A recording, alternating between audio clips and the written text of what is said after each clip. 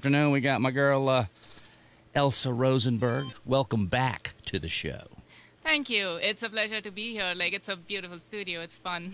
So give us a little bit of your history. What got you into riding bikes? Where are you from? How does it all fit together? Originally, I'm from India. I was born in India for the most part. I was raised in India, on and off here and there. But I started riding from a very young age. And technically, I never stopped riding. I've just had small pauses. Right. Because after I got off of my tricycle as a kid, I got on a bicycle. And then, like, I pretty much rode anything I could get my hands on. Yeah. Because when I was in school, I just used to take these, like, really long, winded, like, paths on my bicycle, like just going around exploring. Right. And it wasn't exactly the safest thing to do. Right. But, like, I did it anyway. And I just loved riding. And at that time, I was young enough that I couldn't really ride anything else. And but this was all in India. Yes. Okay. Yes. So I started riding like my bicycle, and then I got my hands on like one of those 25cc scooters, like moped things, and like I rode that around. And after that, like I got like a little smaller motorcycles. Like I rode dirt for a while, and I just pretty much never stopped riding. Right. One of the most interesting motorcycles I've ever owned was a 250RR. Well, it was a 250RR that was built into like another motorcycle that was easier to obtain in India. And was this in India too? Yes. Okay. Yeah, so basically we got parts from Japan for a 250RR, and like we basically made our own 250RR pretty much, and that's what I rode, and that thing revved to like crazy high amounts of RPMs, and it sounded insane. And it's definitely not something that you should be riding on streets of India, at least how they were back then. I moved into Los Angeles, and I finished some of my growing up there, and then I graduated from UCLA, and then I moved over to Florida like a little couple of years after that, and since then I've never really left Florida. I love it here. As far as my career is concerned, I've been involved in information security compliance. I'm an external auditor who certifies organizations, government entities, or literally departments, or like anything that is required to be in compliance with something else when it comes to information security. Say, for example, a hospital is required to be in compliance with HIPAA. Or high trust, or those are like the two most common examples that I can give. And so there are a lot of requirements within that as to how their company should function, what kind of safeguards they need to have in terms of their information security data backups, like encryptions, etc., etc. So a lot of technical stuff and legal stuff. So I basically go in and make sure that they are doing what they're supposed to be doing.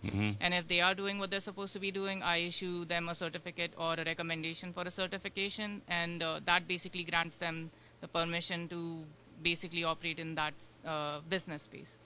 Where I come from, we have this belief that like if you do charity, and if you like take credit for it or talk about it, you're doing it for a reason that's not entirely selfless. So that's bad karma. That is the way I would like to keep it for my own because of my own personal beliefs. But that's the sort of stuff that. But now that I'm involved more with Florida Ride or Die in an official capacity, yeah, we have been doing a lot of charity events on the back burner, and now that the quarantine restrictions are getting lifted, we will be posting a lot about our future charity endeavors and efforts, and we will definitely be requesting community support, and like if somebody wants to come and join us for any of these events, they're more than welcome to, and they can do so at our group Florida Ride or Die LLC on Facebook, and that way everyone can be informed about what we're up to. What are your thoughts on what's going on, and how do you think we're going to be able to fix this? The easiest way to fix this is try and put yourselves in the other person's shoes. You know, one of the reasons why I am involved in the activities that I'm involved in is, and I'm pretty sure Antonio, Heaven, Liz, everyone would agree with me. We've actually talked about this, is that we've gone through a lot in life. individually and together. And one of the reasons why I do what I do is I absolutely never want to see someone else go through what I've gone through, especially alone. Right. And that's a, I just think that people need to have empathy. You know, what is the actual objective? Is the actual objective to alienate individuals or to bring people closer together? You know, is it to make the other out of someone else, or to include everyone into our group, that is the human race, basically, and move forward? Yeah.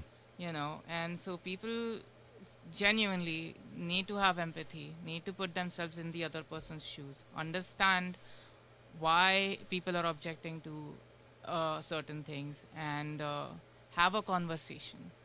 You know, we need to be able to communicate effectively and find the best way forward. And I believe that if we can all, like, imagine that just a handful of us, we came together and we have been able to make a difference genuinely. And I don't say that lightly. Like, I'm honestly proud and humbled by the opportunity to be the instrument of that change. You know, imagine if 7 billion of us came together and tried to make the world a better place. Yeah. Wouldn't that be such a wonderful thing? Yeah. You know, funny thing is that all of us working together, we have never really even thought of the other people as different. You know? Yeah. It's like, hey, this is what I want to accomplish. And if somebody else wants to accomplish that same thing, we just simply work together and get it done. That's it. You know? And teamwork.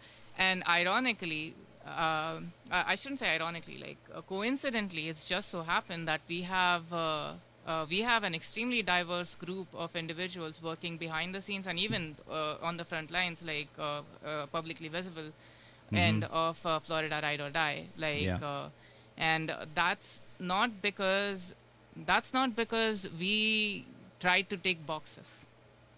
You know, that's because we genuinely created an environment of achieving objectives together by welcoming everyone. And it just so happens that, like, when you create a platform that is all welcoming, guess what? You're going to get all sorts of people in it. You know, you don't have to chase after checklists to do that. You see human beings as actual human beings at that point. Thanks to Elsa, and we'll see you guys next week. Thank you.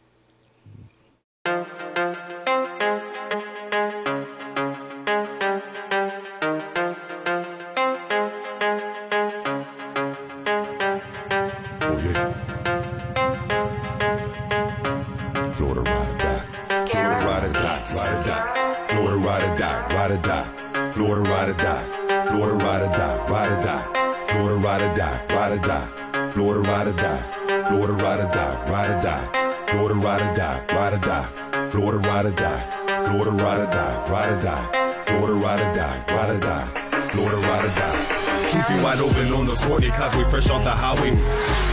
Stunting with no hands moving out the way, only seeing tunnel vision, adrenaline rush right off the speed. The whole game behind me getting litty, why'd I take the lead? Florida ride or die's a way of life we live and feeling free. In a better place in the chapter, I'd rather be, you hear me? When life starts to act like a bit and stress me out, I grab the bike and hit the road and let it out. Oh yeah, Florida ride or die runs through my veins. You can tell when you see us at the track or on the fast lanes. Come check the vibe on how we roll, come ride with us.